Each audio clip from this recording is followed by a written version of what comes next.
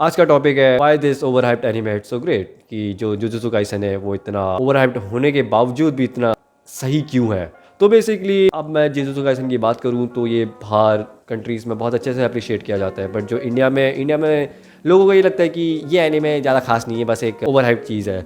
ऐसा क्यों? क्योंकि इधर के जो 14-15 साल के बच्चे, इन लोगों ने इस एनीमे को बहुत क्रिंज बना दिया, क्योंकि इनको इस एनीमे के अलावा कुछ नहीं पता और ये सिर्फ गोजो गोजो करते रहते हैं और they don't understand the story की स्टोरी में क्या चल रहा है। बस इनका कैरेक्टर दिख रहा है और वो बस अपनी कूलनेस दिखा रहा है, दैट्स इट।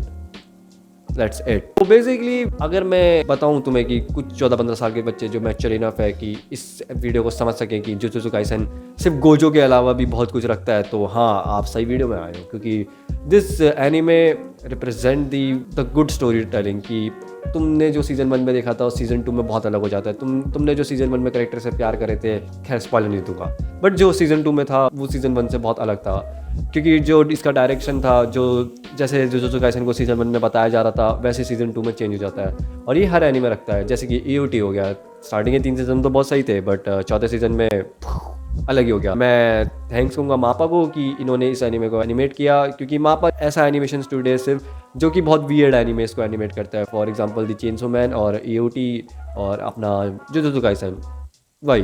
क्योंकि देखो, अगर हम चेनसो मैन को देखें तो चेनसो मैन एनीमे में बहुत वियर्डनेस है, भर भर के वियर्डनेस है। कौन देखना चाहेगा कि कोई बंदा उल्टी कर रहा है तुम उसको वहीं पर ही चुम दो? नहीं, मैं तो नहीं देखना चाहूँगा, बट स्टिल इतना वियर्ड होने के बावजूद भी जो इसकी स्टोरी है बहुत कॉम्प्लिकेटेड है। चेनसो मैन एक अच्छी स्टोरी रखता है, अगर तुम उसको समझने की कोशिश करोगे तो तुम्हें उसकी साइकोलॉजी समझ आएगी, ये चेनसो मैन दिखाना क्या चाहता है एक्चुअल में। वैसे ही जुजुत्सु काइसन है, इसके हर कैरेक्टर्स की अपनी अपनी बैक स्टोरीज है। इसमें हर कैरेक्टर्स अपने चीज़ों को बहुत कॉम्पैक्ट रखते हैं कि हाँ, कि इस बंदे की स्टोरी चल रही है तो किसी मायने में ये आगे काम आएगी। That's what jujutsu Kaisen is. जब ये एनीमे आया था फर्स्ट टाइम पे तो बहुत लोगों ने सोचा था कि भाई ये तो कॉपी है और ये तो बस नारुतो की छाप रहा है और ब्लीच की जैसी है। नहीं, ऐसा नहीं है। रेफरेंस और कॉपी में बहुत डिफरेंस होता है। तो जुजुत्सु काइसन जस्ट टुक सम रेफरेंसेस, और वो भी बस स्टार्टिंग में थे, जो कि बाद में आके जुजुत्सु काइसन बस अपने लाइन में चलता है, जहाँ पे जेजे को कोई मतलब नहीं पड़ता कि कौन कैरेक्टर जिंदा है कौन कैरेक्टर मर रहा है। That's the anime. If you haven't watched the season 1, so I would recommend you to watch the anime. अगर आपको लगता है कि ये इतना ओवर हाइप्ड, इतना डिजर्व नहीं करता, तो बेसिकली मैं तुम्हें एक बात बता दूँ, ओवर हाइप्ड नाम की जो ये टर्म है, इट डजेंट मैटर। ये सिर्फ टॉक्सिसिटी प्रमोट करता है। कोई बंदा अगर एनीमे बना रहा है, कोई बंदा मांगा बना रहा है, वो बनाते समय यही सोचेगा कि उसका एनीमे या फिर मांगा है वो फेमस होना चाहिए। If it's gets over hyped, so it's a great thing कि हाँ, इसको हाइपनेस मिल रही है, लोग इसको पसंद कर रहे हैं। बट जो इंडिया में केस है, खैर मैं क्या बताऊँ, वो 14-15 साल के बच्चे नहीं सुधरने वाले हैं। माना कि वीडियो भी अगर वो 14-15 साल के बच्चे देख रहे हो, अगर इससे ट्रिगर हो रहे हो, तो मेरी बात को सुनो एक बार। तुम अगर तुम सिर्फ कैरेक्टर के ऊपर सिम करना, या फिर तुम उसकी बैडनेस है उसको देखना, या फिर तुम गोजो गोजो करना या सुना सुगुना करना, या इन दोनों को भिड़वाना, या फिर किसी और एनीमे से कंपेयर करना कि भाई ये कैरेक्टर ज़्यादा पावरफुल है, ये तो नारुतो के वर्स को भी सोलो कर देगा, ये करने के अलावा अगर तुम इसके प्लॉट को समझोगे, जो कि तुम शायद से ना समझ पाओ अगर तुम्हारा दिमाग इतना डेवलप है और तुम इसके प्लॉट को समझने की कोशिश कर रहे हो, so you will get this anime कि हाँ, तुम गलत थे, कि तुम बेफालतू की चीज़ों को उसको पसंद कर रहे थे और जो इसकी असली चीज़ थी तुम उसको पसंद नहीं कर पा रहे थे।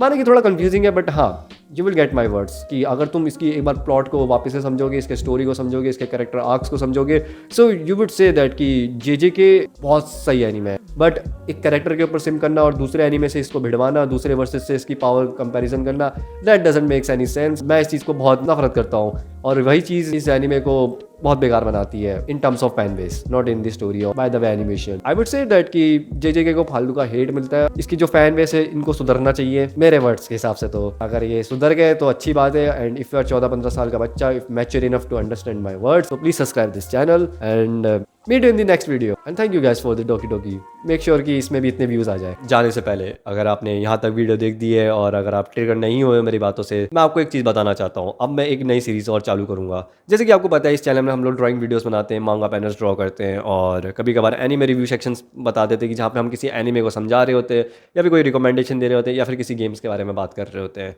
वैसे एक और नई सीरीज़ आने वाली है, मांगा रोड मैप सीरीज़। बेसिकली ये क्या है, मैं एक मांगा का हूँ जो कि मांगा ड्रॉ करता है। मैं अपनी खुद की मांगा बनाने जा रहा हूँ और मैं इसके ऊपर कुछ एपिसोड्स लाऊंगा। जैसे कि एक एपिसोड में 7 दिन का व्लॉग होगा जहाँ पे मैं 7 दिन दिखाऊंगा कि मैं कैसे अपने काम को एग्जीक्यूट कर रहा हूँ। सो वो एक वीडियो में कंपाइल होके आएगी and it will comes in the episode without caring about the views कि इसमें व्यूज़ आएंगे या नहीं आएंगे। आई डोंट केयर, जस्ट कि मेरे को अपनी मेहनत जो है वो करती रहनी होगी। एंड आई होप गाइस कि तुम अच्छा खासा सपोर्ट दो इस चीज़ में। तो मिलते हैं नेक्स्ट वीडियो में।